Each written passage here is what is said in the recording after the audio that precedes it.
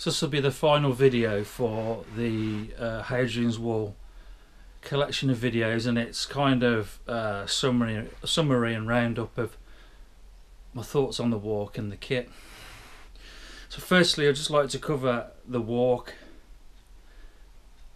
It's probably my own fault for not researching it better, but I found walking along the roads, and the Romans being the Romans, they built quite straight roads, so I find that quite monotonous at times. Crossing the road, going along, crossing back over the road, going along, and some parts of that road are like national speed limit. So you got these cars coming down that road flipping at speed. I didn't like that. But then I take the responsibility that it's my fault because I should have researched it a bit better. And any walk that I do, I don't tend to watch any YouTube videos because I want it to be my experience. I don't want to take anything on the journey with me from anyone else or anybody else's thoughts. So I kind of blank myself out from any videos to do with the walk that I've got coming up. So that's my excuse, in short, as to why I didn't do that much research on the actual walk itself. Although I didn't do the final stage of the walk, I think I got up to 50 mile. It seems to be the first few days was road mileage until you got up to Hastings, and then it opened up. The landscape opened up, and it was beautiful. Following the wall, you know, over the ground, and then up to the highest point of Steel Rig, and that was nice. Then as you carry on further, whichever way you come from, Carlisle or Newcastle, you've got a few days of road mileage, and that just seems to be it. It's I didn't realise how busy the walk was going to be. Well, you saw it when I got to the Steel Rig trig point. It was crazy. You couldn't even get to the flipping trig point. But you know, that's good. In one way, that's good. But I kind of wanted there solo, not see anyone, wild camping experience, and I think that's where it kind of didn't match up to my expectations. Because it was more of a trail showing the history, you know. There's a lot of Americans, Canadians, Australians, which is fantastic that you know, we've got this heritage and this past. I think it was 122 AD. I mean, that's flipping. And I don't believe that, you know, anyone else has got anything like that. So with that pulling in the revenue and the visitors is fantastic for, you know, for the businesses that are along the route. And I was talking to the taxi drivers to and from the stations and stuff, and they were saying, you know, this is our livelihood, this is what we live off. And they said, as what are we now? We're September, so it's just work starts to quiet down a bit now, so they have to like pace themselves. But yeah, lovely up there. Nice. People are smashing. And they say the further north you go, the warmer it gets. And we're not talking about the temperature, we're talking about the people. That's not to say that down south, you know. So so I didn't really get on with the walk, if I'm honest. But it is what it is. We've done it, we tried it, and if I hadn't have done it, I wouldn't have known. So I'm just trying to think about anything else I can share with the walk with you. There's not a lot of water on the route, and you don't want to be drinking at the time. It's quite industrial and urban. The first day I found coming through Newcastle, although walking along the river past the Millennium Bridge was nice. yeah, so I think that's about it for the walk. So now we'll go on and talk about the kit.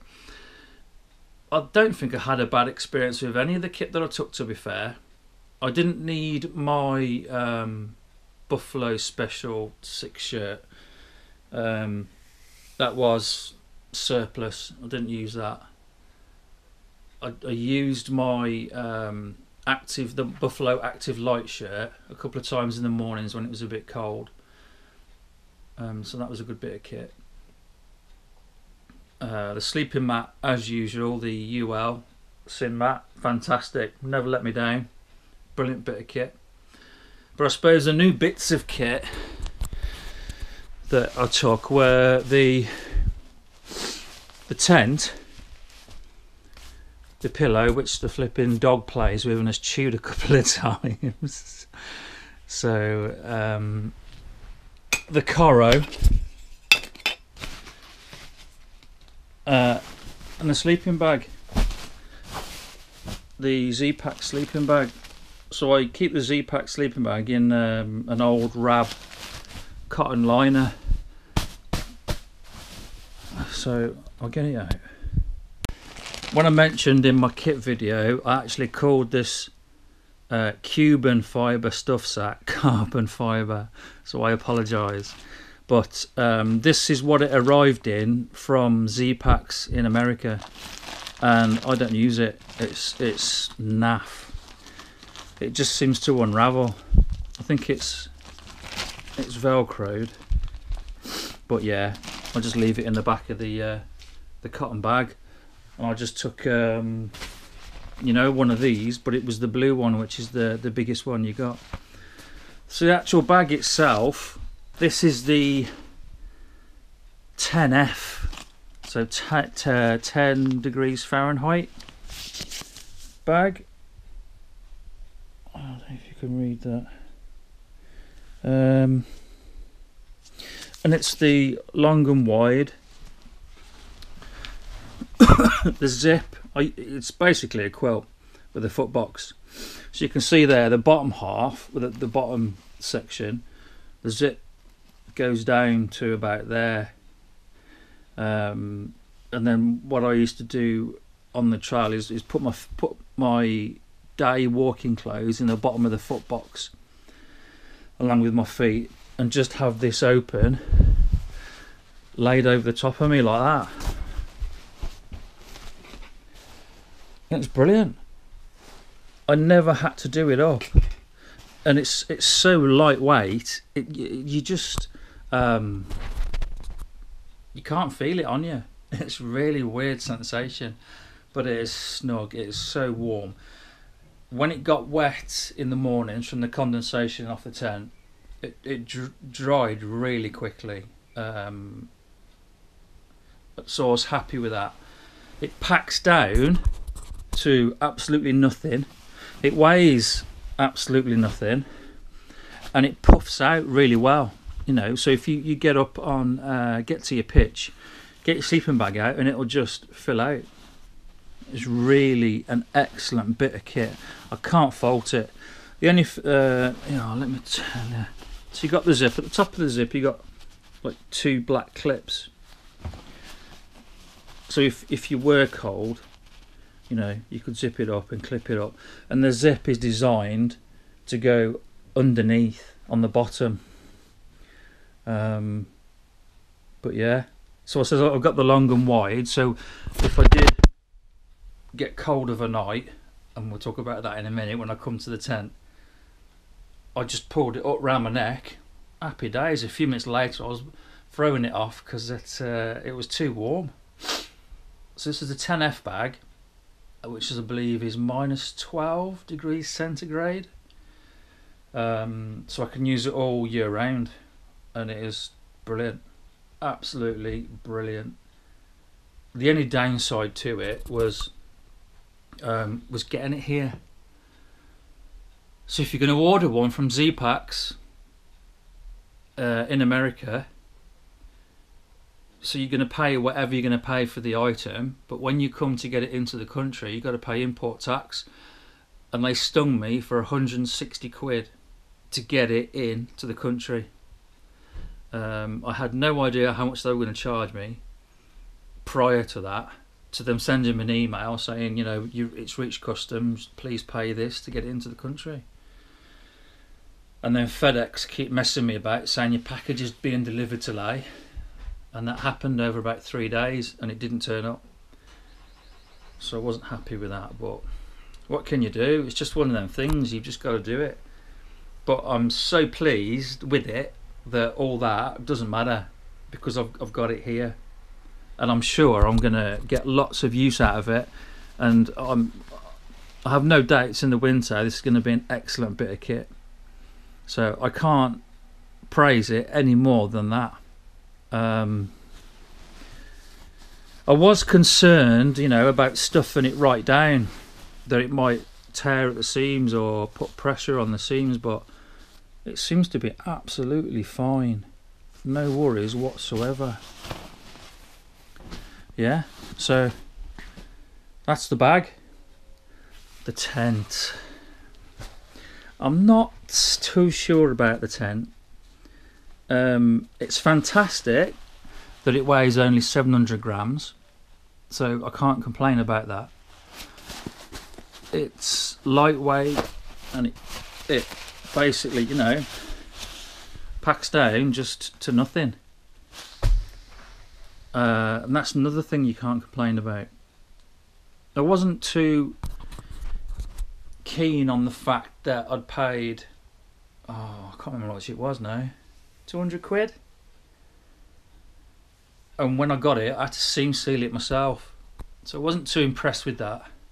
But, you know, seam sealed it, and I had the confidence that it's not going to leak on me from the outside in, but it did leak on me from the inside, just because of the condensation. Now, having experience with one-man tents anyway, you know, with the Actos,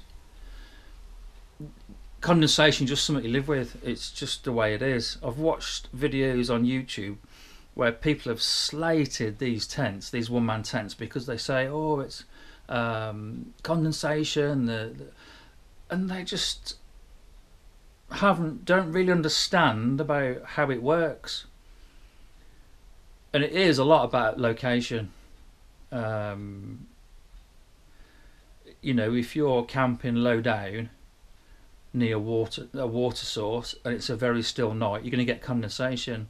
If you're camping up high and it's windy, you're going to get very limited condensation, regardless of whatever tent you're in. So it's not the tent, it's just, you know, I don't know, what is it? It's not science, is it? Physics? No, I don't know what it is. But it's a thing, you know, it is what it is, condensation. So you prepare for it. So I took the sponge down in the morning, happy days, you know, no problems with the tent, that respect of it. The only, I suppose, a couple of problems I had with it,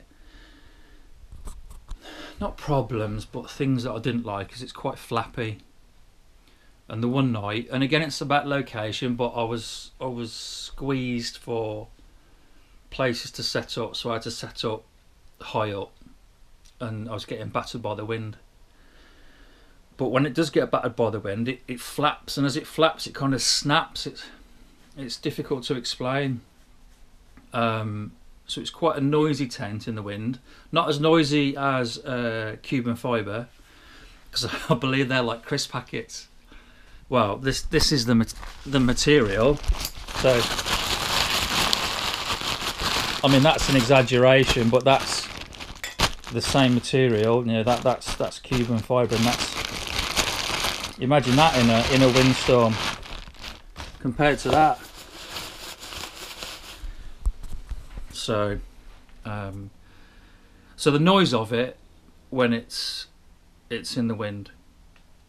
And the last thing is, in the video you'll see when it's set up, there's a vent about yay wide all the way around the 3 sides of the tent. And then you got your door. So your door is probably, I don't know, probably that off the floor, about 6 inches, would you say? Gap, you know, and I can understand why the vent's there, you know, to aid in ventilation, which is great. But when you're laid down in your sleeping bag, and you've got no choice, and you're in a windy location, the draft that blows through that tent is crazy. So, yeah, a couple of times I had the sleeping bag wrapped right round my chin and my back, just to keep the draft off me from blowing, you know, from blowing through this. But with that said, I would use this again, and I'm not slating it. It is what it is. It's a lightweight tent, fantastic, which is what I wanted. You know, it ticked that box. But you've got to pay a price somewhere. So no, I would use it, but I suppose I'm just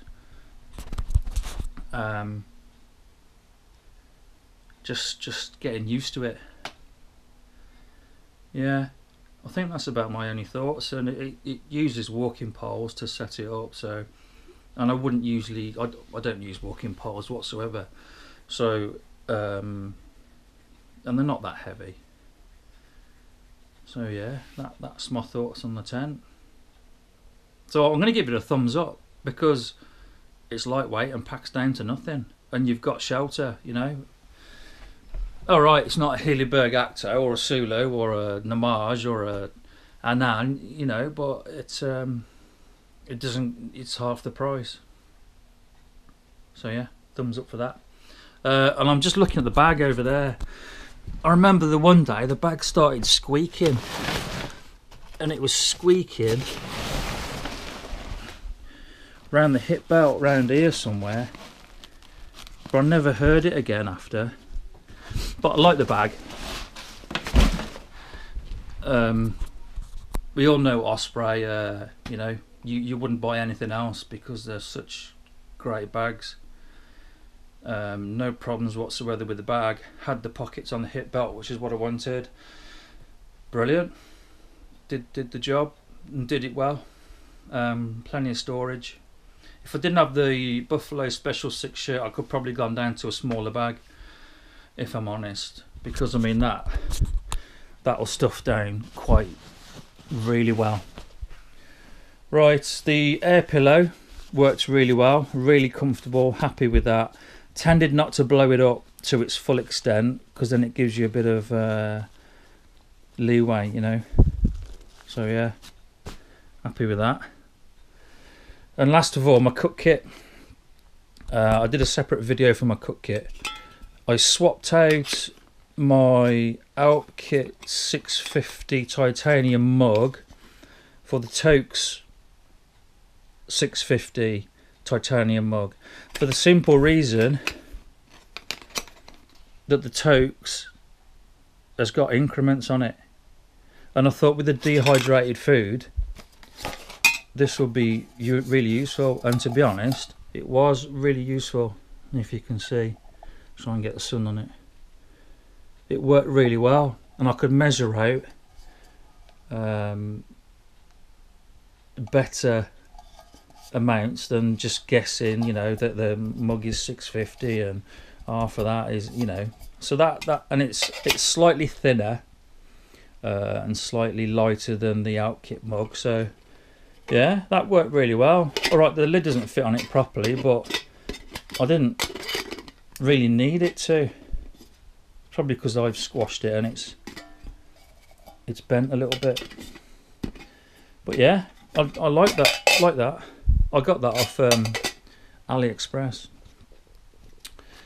The Coro, the burner, worked really well as well. Really happy with this. I'd heard of people losing the O-rings out of it, so I made sure I took some spare O-rings with me out of there. But as it was absolutely fine. What I did find is that it's very stable. Very stable, because the gas canister is away from the burner, and all I was doing was just boiling water. I wasn't cooking any food up, It was just literally for boiling water, and it did it well. I can't complain about it. I rarely had it, well, I never had it on full blast. I just had it on low, which obviously it's quieter, and it still boiled the water. So I could have done with just taking 1 tin of fuel, not the 2, because yeah, didn't need it on full.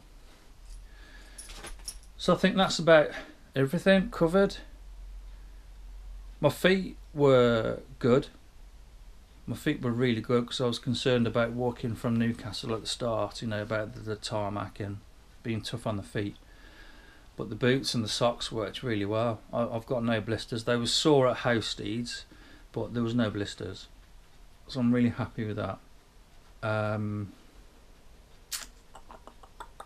Yeah, I think that's it. So I'll leave it there. I'm going to put the kit away for a bit and put my feet up for a bit and chill out and start thinking about what's next. So I don't know yet, so we'll just have a think about it. So until then, wish you all the best, take it easy, keep safe, and see you soon. God bless.